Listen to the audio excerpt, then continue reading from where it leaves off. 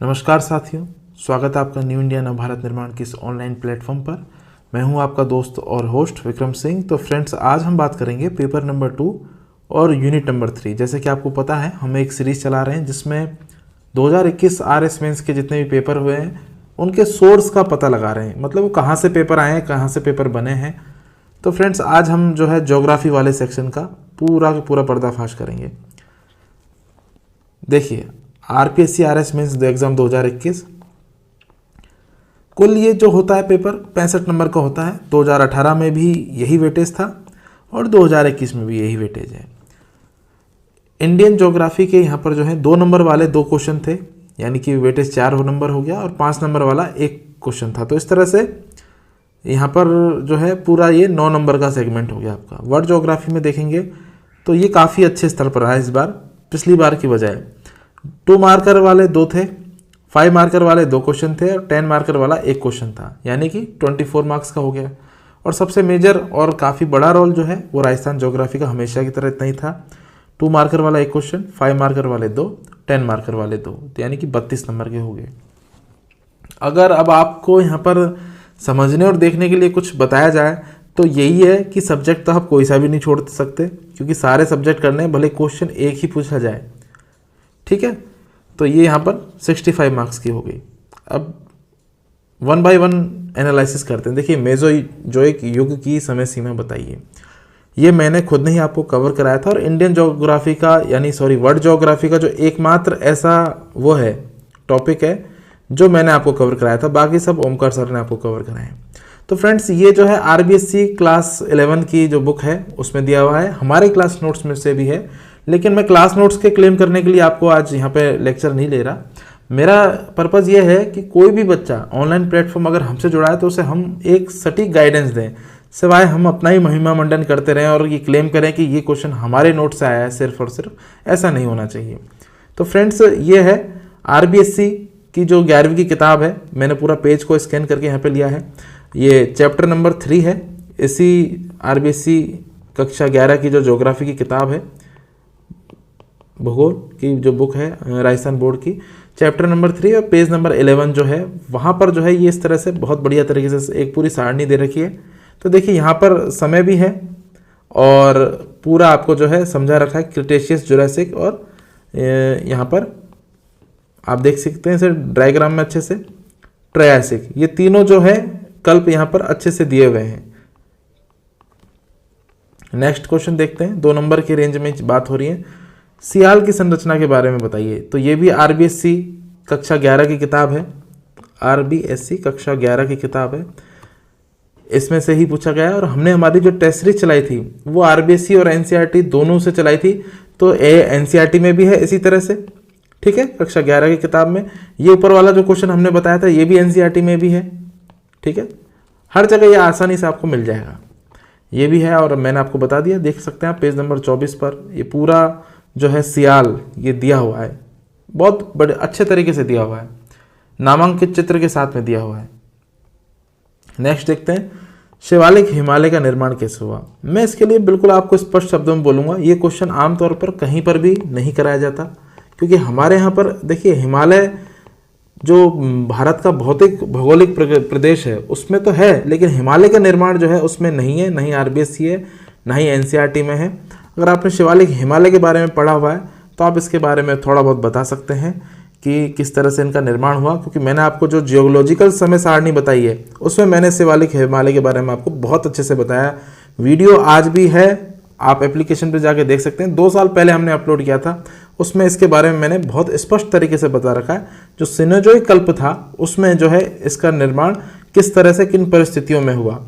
तो ये सबसे नवीनतम और सबसे आखिर में बनने वाली हिमालय की श्रेणी है, नवीनतम और सबसे आखिर में यानी सबसे अंत में बनने वाली हिमालय की श्रेणी है। तो क्वेश्चन अगर आपने पढ़ाई बिल्कुल 0 से 360 डिग्री के एंगल पर करी है, सब कुछ कवर किया है, जो आपको मिला है। देखिए, सब कुछ कवर करने से मतलब ये है कि जो आपको अवेलेबल हो पाया। अब आरबीएससी और एनसीईआरटी की हमने टेस्ट सीरीज पूरे 1 साल में जाके ख़त्म करी, क्लास 6 से लेकर के 12 तक की। वो सब कुछ अपलोड है वहाँ पर, उनकी टेस्ट सीरीज और जिन बच्चों ने उसमें पार्टिसिपेट किया और उनके आंसर कॉपी, वो एप्लीकेशन पे सब कुछ अपलोड है, डेट और टाइम के साथ में। तो पिछले 2 साल में इनकी बहुत अच्छी प्रैक्टिस हुई है, वर्ष 2020 से लेकर के 21 तक। ठीक है, तो ये सारी चीज़ें हैं। नेक्स्ट देखते हैं पश्चिमी घाट की पर्वत श्रेणियाँ। तो क्लास नोट्स लेक्चर में तो ये सब है ही हैं, लेकिन मैं आपको आरबीएससी का सोर्स बता रहा हूँ। एनसीईआरटी और आरबीएससी के सोर्स में ये दोनों जगह पे दी हुई है। मैंने आरबीएससी का पेज यहाँ पे स्कैन करके लिया है, सारी आप देख सकते हैं लिखी हुई है यहाँ पर।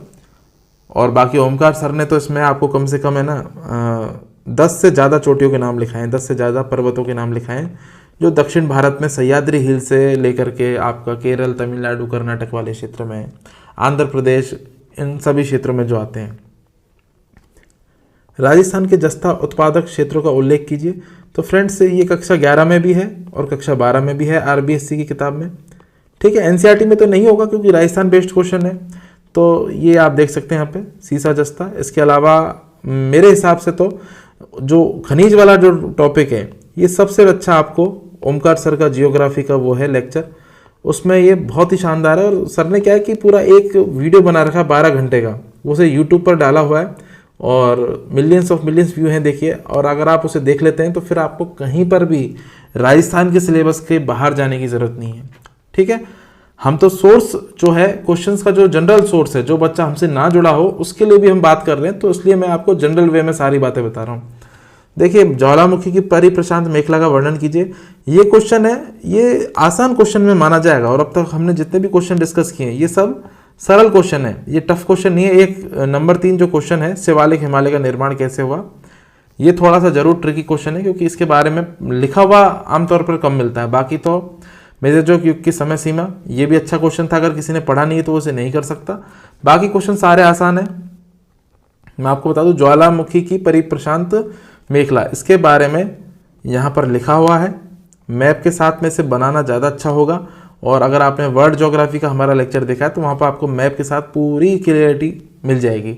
आरबीएससी क्लास 11 कितना बड़ा डोमिनेंस है फ्रेंड्स। हमने जो है हिस्ट्री का भी पोर्शन अच्छे से डिस्कस किया था। इसके अलावा पबेट से लेकर के पॉलिटी से लेकर सब कुछ जो है, अगर आप देखें आरबीएससी के बुक के बाहर बहुत कम चीज़ें जाती हैं। तो हम आपसे 2 साल पहले से आपको बता रहे थे आरबीएससी और एनसीईआरटी वेरी कंपल्सरी। देखिए, एनसीईआरटी का महत्व, मैं अगर नाम कम ले रहा हूँ तो उसका मतलब ये नहीं कि एनसीईआरटी कम इंपॉर्टेंट है। आरबीएससी में क्या है, राजस्थान का भी कवर हो जाता है क्योंकि आरएस में राजस्थान का डोमिनेंस होता है। देखिए, आप यहाँ पर देखिए, ये इंडियन ज्योग्राफी है। ठीक है, वर्ल्ड ज्योग्राफी तो खैर दोनों में होगी, ये तो एनसीईआरटी में भी होगी और आरबीएससी में भी होगी। ठीक है, लेकिन इंडियन ज्योग्राफी के लिए जो है आप एनसीईआरटी प्रेफर कर सकते हैं। राजस्थान ज्योग्राफी के लिए जो है केवल और केवल आरबीएससी ही प्रेफर करेंगे और ये एनसीईआरटी में नहीं होगी ये सारी चीज़ें। लेकिन इंडियन ज्योग्राफी एनसीईआरटी और आरबीएससी दोनों में होती है। और इस बार से तो वर्ष 2021 से जो है पूरा आरबीएससी को बदल दिया गया है, एनसीईआरटी कर दिया गया है। लेकिन जो राजस्थान बोर्ड के यानी राजस्थान बेस्ड क्वेश्चन है, जो जीके का पार्ट है, वो आपको आरबीएससी की ओल्ड बुक में ही अवेलेबल होगा। वेरी इंपॉर्टेंट, ये लेक्चर बनाने के पीछे आपको अवेयर करना है सिर्फ और सिर्फ। ठीक है, तो फ्रेंड्स यहाँ पर जो है कक्षा 11 के पेज नंबर 41 पर जो है ये सब कुछ दिया हुआ है बहुत अच्छे से। अगर इसमें मैप बन जाए, जैसे कि यहाँ जो जगह खाली, अगर आप इसमें मैप बना दें तो ये सोने पे सुहागा हो जाएगा। ठीक है, या मैप आप यहाँ पर भी बना सकते हैं, यहाँ पर आप अपने बचे हुए आंसर का यहाँ पर और पार्ट भी लिख सकते हैं। तो ये सारी चीज़ें। चलिए नेक्स्ट क्वेश्चन देखते हैं। रॉकी पर्वत की भौगोलिक विशेषताओं का संक्षिप्त वर्णन है। देखिए, रॉकी पर्वत जो है, अगर महाद्वीप हमारे दे रखें हमारे वर्ल्ड ज्योग्राफी के सिलेबस में, तो रॉकी पर्वत पूछना उसका जायज़ है। हालांकि क्वेश्चन ये बहुत आसान नहीं होगा बिगिनर बच्चों के लिए, लेकिन फ्रेंड्स ओमकार सर ने इसे क्लास में करवाया है। जो चीज़ें आरबीएससी में नहीं है, जो चीज़ें एनसीईआरटी में नहीं है, वो आपको कहाँ मिलेंगी, वो आपको क्लास नोट्स में ज़रूर मिलेंगी। और इस लेक्चर को बनाने के पीछे मकसद भी यही है कि देखिए 90-80% जो है आपको यहाँ से कवर हो जाएगा, लेकिन जो 10 से 20% है वो आपको क्लास नोट्स में से कवर हो जाएगा। और यहाँ पर नहीं हो रहा तो फ्रेंड्स वो सभी बच्चों के लिए एक है ना, मतलब सरप्राइज ही होगा, वो कहीं पर भी कवर नहीं होगा। ठीक है, तो रॉकी पर्वत के बारे में जो है ये यहाँ पर सर ने वीडियो में अच्छे से डिस्कस किया है, रॉकी श्रेणी है, इनके सबके बारे में मैदान, पठार और मैदानी विशेषता सब चीज़ों का अच्छे से वर्णन किया उन्होंने। भारत के उष्णकटिबंधीय सदाबहार वनों की विशेषता, तो फ्रेंड्स आरबीएससी क्लास 11th में जाऊंगा फिर से, और पेज 59 पर जो है ये है, ये आरबीएससी की 12th में भी है। इसके अतिरिक्त एनसीईआरटी बुक में भी ये आसानी से अवेलेबल हो जाएगा, हर जगह जो है ये लिखा होता है, आप देख सकते हैं। इसमें कोई मतलब बहुत अजूबी बात नहीं है, बहुत साधारण सा आसान क्वेश्चन है। लेकिन क्या है कि इंडियन ज्योग्राफी का जो सिलेबस है ना, वो उसका वेटेज को देखते हुए काफ़ी बड़ा है, इतना उसके मार्क्स का वेटेज नहीं रहता, ठीक है ना, वेटेज कम रहता है उसका। तो फ्रेंड्स ये सारी बातें हैं। आगे चलें, राजस्थान के हाड़ौती पठार की भौतिक विशेषताओं का विवेचना कीजिए। तो बहुत ही जनरल क्वेश्चन है, राजस्थान अध्ययन में भी है, आरबीएससी की बुक में भी है, इवन राजस्थान अध्ययन कक्षा 9 में भी है, और क्लास नोट्स में भी आपको सब जगह मिल जाएगा, ऑनलाइन मिल जाएगा, यूट्यूब पर मिल जाएगा। मतलब ये बहुत जनरल टॉपिक है, हाड़ौती पठार की भौतिक विशेषताओं के बारे में बताना। अगर आप इसे थोड़ा सा है ना मैप बना के डिस्कस कर दें तो ये मतलब काफ़ी ज़्यादा आपको एक अच्छी बेहतरीन एक इम्प्रेशन के साथ में जो है एग्जामिनर आपको मार्क्स अच्छे देने पर मजबूर हो जाएगा। बाकी नॉर्मल भी लिख के आएंगे तो फ्रेंड्स आपको 3.5 नंबर और 4 नंबर भी दे देगा वो, क्योंकि यहाँ पर ब्लड पॉइंट बना के आपको लिखना पड़ेगा और मैप आपको बनाना पड़ेगा। अगर मैप और ब्लड पॉइंट आपने बना दिया तो फिर उससे पता चल जाएगा कि आपको ये प्रश्न आता है और आपने इसमें पूरा एफर्ट लगाया कि आप इसे बेहतरीन तरीके से पेश करो, तो फिर वो आपके साथ भी जो है अच्छी तरह से तमीज़ से ही पेश आएगा। तो ये सारी चीज़ें मैं आपको अगले क्वेश्चन पर लेके चलता हूँ। राजस्थान के प्रमुख धात्विक खनिजों के वितरण को संक्षेप में बताइए। और देखो ये जो खनिज वाला सिस्टम है ना फ्रेंड्स, ये तो आरबीएससी, एनसीईआरटी सब चाहे कम पानी ज़्यादा है, जो ओमकार सर ने ज्योग्राफी में करवाया है। प्लीज़ खनिज वाला मैं सिर्फ एक टॉपिक की बात कर रहा हूँ, बाकी कंटेंट आपको हर जगह मिल जाएगा। आप देख लीजिए, यहाँ पर मैंने 2 पेजों को स्कैन करके जो है आरबीएससी कक्षा 12 की किताब से लिया है। तो यहाँ पर देखिए धात्विक खनिज जो है पॉइंट दे रखा है अच्छे से, और फिर सारे जो चीज़ हैं उनको डिस्कस किया हुआ है नीचे तक। ये मैप में भी अच्छे से इनको पूरा बताया गया, आप देख सकते हैं एक एक को। तो सब चीज़ आरबीएससी में अवेलेबल है, ठीक है। दक्षिण पूर्व एशिया की भू राजनीतिक समस्याओं की विवेचना कीजिए। देखिए जो दक्षिण पूर्वी एशिया है उसकी जितनी भी समस्या है, ये क्वेश्चन बनता है आईआर का टॉपिक है, जो आपको खान सर के वीडियो में अच्छे से डिस्कस हो रहा है अगर आप जुड़े हुए हैं। बाकी इंटरनेशनल रिलेशन में ये आमतौर पर पढ़ाया जाता है क्योंकि डायरेक्ट सिलेबस का हिस्सा है, सिलेबस में ये डायरेक्ट दिया हुआ है, ठीक है। अगला क्वेश्चन देखते हैं, राजस्थान में गैर परंपरागत ऊर्जा के विकास का विवरण दीजिए। ध्यान से देखिए, विकास का विवरण देना है। अगर आपसे पूछे ना गैर परंपरागत ऊर्जा के स्रोत कौन कौन से उनके बारे में समझाइए, तो उसमें थोड़ा सा जो है आप जनरल चीज़ें लिख सकते हैं, सारी सौर ऊर्जा, पवन ऊर्जा और उनके जो प्रोडक्शन कितने हो रहे हैं उनको लिख सकते हैं। लेकिन विकास का विवरण यानी अगर पहला कोई संयंत्र कहीं स्थापित हुआ है तो उसके बारे में भी आपको बताना पड़ेगा। जैसे देवगढ़ और प्रतापगढ़ में और जैसलमेर में पवन ऊर्जा के जो संयंत्र स्थापित हुए हैं, वर्तमान में क्या वो है, निजी क्षेत्र कौन कौन से हैं, ये सब आपको राजस्थान अध्ययन की किताब में भी मिल जाएगा, जैसे सौर ऊर्जा के बारे में लिखा हुआ है। इसके अतिरिक्त मैं आपको बताऊं, ये जो टॉपिक है ये आप इकोनॉमिक सर्वे से भी कवर कर सकते हैं। और मुझे लगता है कि आरपीएससी ने जो खेल खेला है ये इसीलिए खेला है कि आप इकोनॉमिक सर्वे को यहाँ पर कितना कंक्लूड करते हैं कि नहीं करते।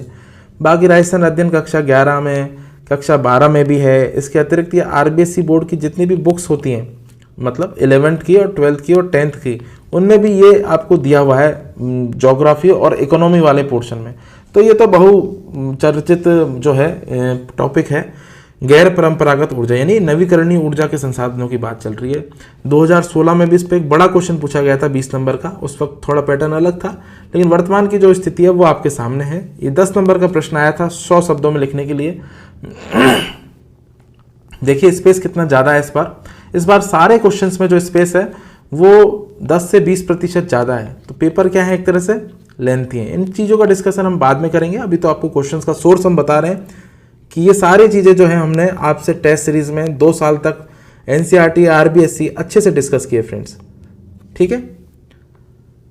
नेक्स्ट क्वेश्चन देखते हैं, भू धरोहर स्थल की अवधारणा को स्पष्ट कीजिए, राजस्थान में इसकी संभाव्यता पर प्रकाश डालिए। ये क्वेश्चन हमने आपको टेस्ट में दिया था, नया सिलेबस में जोड़ा है तो इसकी इंपॉर्टेंस जो है बहुत ज़्यादा हो जाती है, क्योंकि हमारे जो एक भूतपूर्व अध्यक्ष थे राठौड़ साहब, शिव सिंह राठौड़ साहब, मुझे उनका पूरा नाम अभी अच्छे से याद नहीं आ रहा, लेकिन जोधपुर के थे राठौड़ साहब। तो उन्होंने जो है वो जियोलॉजी बैकग्राउंड के ही थे, तो उन्होंने इसे ऐड करवाया था और उनका एक आर्टिकल भी जो है न्यूज़पेपर में आया था, आप इसे यहाँ पर देख सकते हैं। तो फ्रेंड्स ये जो है ये इसी तरह से है, यही जो है वहाँ पर सारी चीज़ें आपको साइट लिखनी थी। और ये क्वेश्चन ऐसा है कि जो करके आया होगा इसे आराम से मतलब 10 में से 8 नंबर 8.5 नंबर आराम से कवर कर लेगा फ्रेंड्स। मैप वैप अगर आपने बना दिया, फ्लो चार्ट से आपने जो ये जो साइटें लिखी हुई हैं इनको अगर आपने फ्लो चार्ट से ही कर दिया तो आपका काम मान के चलिए कि वहाँ पर आपको 8 और 8.5 से कम नंबर नहीं देगा। क्योंकि ज्योग्राफी का हमारा एक्सपीरियंस है, 2018 की जो कॉपियाँ हमने हमारी और लोगों की देखी है, जनरल नंबर होते हैं 8 नंबर, 7, 7.5 नंबर। तो मार्किंग जो है इकोनॉमी की तरह ही होती है, अच्छी मार्किंग होती है, आपको मार्क्स अच्छे मिल जाते हैं। देखिए यहाँ पर जो है आपका डिस्कशन पूरा हो गया। हम आपको अपने हर एक लेक्चर में जो है आरबीएससी और एनसीईआरटी पर जोर देते थे। हालांकि हमारा जो सिलेबस हमने कराया वो भी यहीं से कराया। मैं आपको जेन्युइनली बताऊंगा, एक तो जो 2 क्वेश्चन है, एक तो भू राजनीतिक समस्याओं की विवेचना दक्षिण पूर्व एशिया, ये आईआर का क्वेश्चन है। इसके अलावा मैं आपको ऊपर लेके चलता हूं, क्वेश्चन नंबर 3 जो यहाँ पर लिखा हुआ शिवालिक हिमालय का निर्माण कैसे हुआ। फ्रेंड्स इन 2 क्वेश्चंस के अलावा, यानी जो 12 नंबर के ये 2 क्वेश्चन है, एक 10 नंबर वाला और एक 2 नंबर वाला, इनके अलावा सारी चीज़ें जो हैं वो आपको न्यू इंडिया के क्लास नोट्स में मिल जाएंगी। न्यू इंडिया के क्लास नोट्स में हूबहू मिल जाएंगी।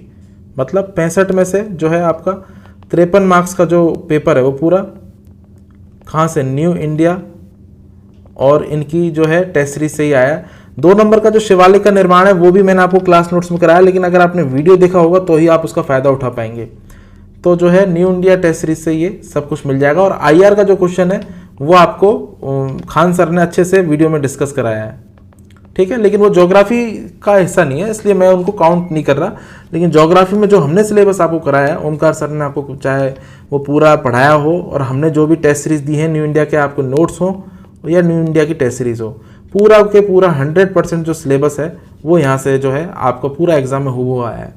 क्वेश्चंस पेपर की बात करूँ तो ये लास्ट ईयर की तरह ही है, लास्ट ईयर की तरह ही है। ये बिल्कुल भी ना तो टफ है ना बहुत इजी है, ये बिल्कुल मॉडरेट है, एग्जैक्ट मॉडरेट ही है। मॉडरेट से टफ की तरफ भी नहीं है। लेकिन हाँ, क्वेश्चन जो थे जैसे कि अब भू विरासत स्थल है, जैसे कि ये प्रश्न है, अब इस प्रश्न को आपने लिखा कैसे, रिप्रेजेंट कैसे करा है। और ये क्वेश्चन जो आया था यहाँ पर, ये वाला क्वेश्चन भू राजनीतिक समस्याओं, इसको लिखना और इसमें से मार्क्स लेना थोड़ा लास्ट ईयर प्रीवियस जो क्वेश्चन आए थे उनकी बजाय टफ होगा, क्योंकि पिछली बार तो क्वेश्चन डायरेक्ट पूछे गए थे। तो ये क्वेश्चन जो यहाँ पर मार्क्स स्कोरिंग जो है वो यहाँ पर नहीं है। ये पेपर स्कोरिंग की बात करें तो लास्ट ईयर की तुलना में थोड़ा सा टाइट है, लेकिन पेपर मॉडरेट है, पेपर टफ नहीं है ना, पेपर बिल्कुल आसान है। ये लास्ट ईयर का पेपर आया था उसी तरह का आया हुआ पेपर है, as it is last year paper, ठीक है। लास्ट बिल्कुल मॉडरेट नेचर का पेपर है।